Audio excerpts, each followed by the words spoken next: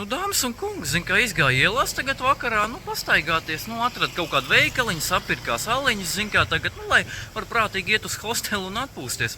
Tad no rīta ejot garām, te tā vecena, kas tur sēda, viņi tagad ar kaut kādām šitām te lupatām tirgojās.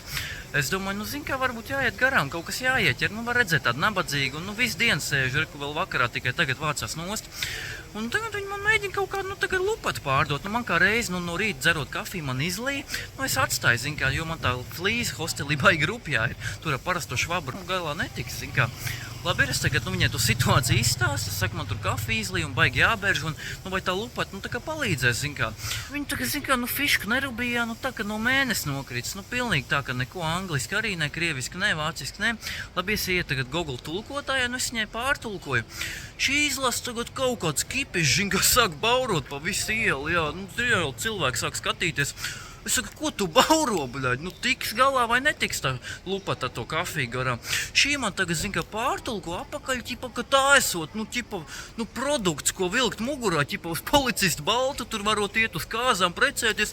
Es saku, ko tu te lej, bļaļ? Tu man baltajam cilvēkam šito te lupatu grib, lai es velku mugurā, kas es tev pēc kaut kādu bomāri izskatos, zin, kā pienāk tur vēl kaut kādi divi, es nezinu, kas viņai tur bračkis vai dēli, kaut kādi. Tie arī sāk kaut ko borzīt, es, bļaļ, vienu āleņu no somas ārā pret bruģi izšķaidu, bļaļ, dabāj, suka, kurš kuru tagad?